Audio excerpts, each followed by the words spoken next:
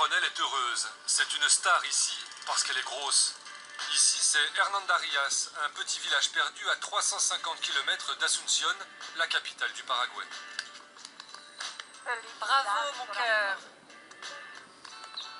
Gabriela habite avec sa mère et sa grand-mère dans cette petite cabane de tôle ondulée. Dans quelques jours, elle représentera la région au concours de Miss Gordita, littéralement Miss Petite Grosse. Elle nous montre fièrement les articles de presse qui la concernent. Une habitante d'Hernandarias sélectionnée pour Miss Gordita. Ça, c'est ma photo du casting. Gabriela vit de petits boulots. Le dernier en date, décorer et vendre des sandales. Mais le concours lui a permis d'échapper un peu à sa condition. La mairie lui a offert une bourse pour reprendre ses études de physiothérapeute. Et il n'y a pas que ça qui a poussé Gabriela à postuler à Miss Gordita.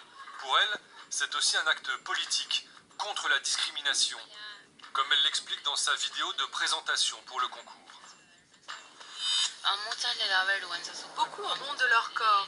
Elles n'osent pas sortir, elles se sentent mal, complexées. Mais aujourd'hui, je veux vous dire que ce n'est pas bien. Il faut que vous commenciez à vous aimer vous-même pour que les autres vous aiment.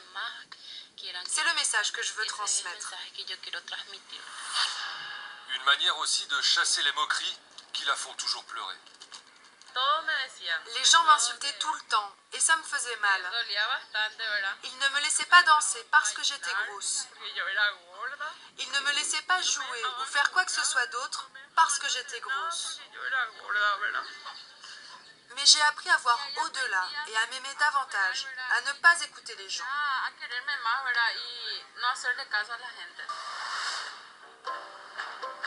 Asunción, la capitale.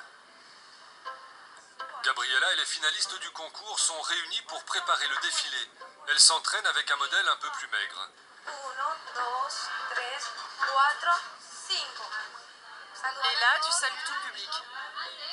J'ai pas fait les bons pas. Michael Beras est l'organisateur de Miss Gordita.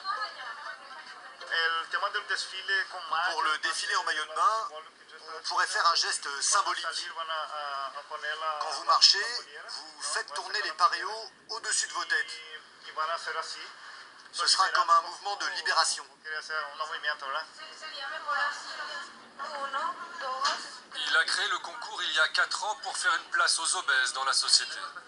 Les gros ne sont tolérés que lorsqu'ils sont au régime.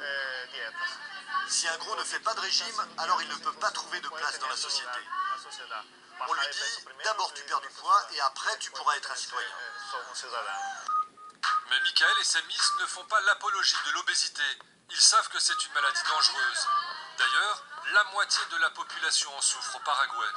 C'est pour ça que l'hôpital de San Lorenzo, dans la banlieue d'Asunción, a créé une unité spécialement dédiée à ce problème il y a moins d'1 an. Nous y retrouvons une candidate de Miss Gordita, Laura. Elle suit un traitement depuis plusieurs mois. Tu as perdu combien de kilos? Je suis passée de 129 à 121 kilos. Laura vient ici pour se faire soigner et pour apprendre le b.a.-ba d'une vie saine. Si tu tapes alimentation saine sur internet, c'est sur ce genre de plaque que tu vas tomber. Merci, à dans 3 semaines. Mais si elle veut perdre du poids, c'est surtout pour trouver du travail. C'est toujours le même problème. On te dit que ton physique, que ton apparence ne colle pas à l'image de l'entreprise.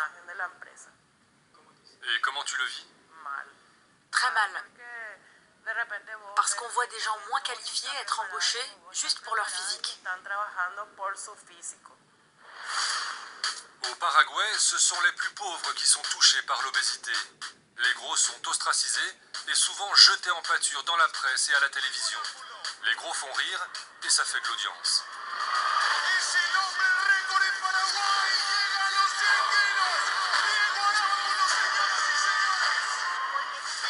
Problème de poids est une des émissions les plus suivies dans le pays.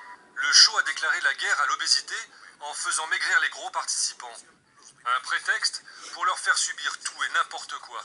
Comme cet homme qui mange avec une GoPro fixée à sa fourchette. Les questions d'estime de soi, ça ne les intéresse pas. Ça, c'était ton soutien-gorge? Tu le remplissais entièrement? entièrement et même je débordais. Regardez un peu ce soutien-gorge. Voici la présentatrice de l'émission, Karina Doldan. Elle sert de modèle étalon, évidemment. Elle déteste l'idée même de Miss Gordita. En organisant un concours de Miss Gordita, on fait l'apologie de l'obésité. Si moi j'organisais un concours de Miss Cancer, ce serait exactement la même chose. On n'a pas encore pris conscience de la gravité de cette maladie. Salut les filles. Comment ça se passe ce cours de maquillage? On apprend à se maquiller de manière à affiner les traits du visage. C'est fou. C'est comme si j'avais perdu 3 kilos. Juste avec du maquillage. Alors moi, je voudrais bien qu'on me maquille le ventre. Au programme, relooking donc et cours de nutrition. Cela fait 1 mois que les finalistes s'entraînent pour le défilé de Miss Gordita. 1 mois qu'elles peuvent vivre normalement leur obésité. Mais Raquel, qui a réussi à perdre 50 kilos ces derniers mois, souffre toujours autant. On t'enferme dans une case. Ils s'en fichent de savoir ce que tu vaux, quelles sont tes qualités ou tes défauts. Tu es grosse, donc tu ne mérites pas de vivre. Tu n'as aucune opportunité à cause de cette maudite discrimination. Je la maudis, parce que c'est comme si tu étais enterrée vivante. Enfin, c'est le grand soir. Les larmes sont séchées, les brimades oubliées. Ce soir, Raquel, Gabriella et les autres sont des stars. Limousine, strass et paillettes, les filles sont à bloc. Chauffeur, fais un détour. Sinon ça va se terminer trop vite. Dans la limousine, elles sont chauffées par Miss Gordita 2014. Chacune d'entre vous mérite cette couronne. Et quoi qu'il arrive, vous êtes toutes des gagnantes.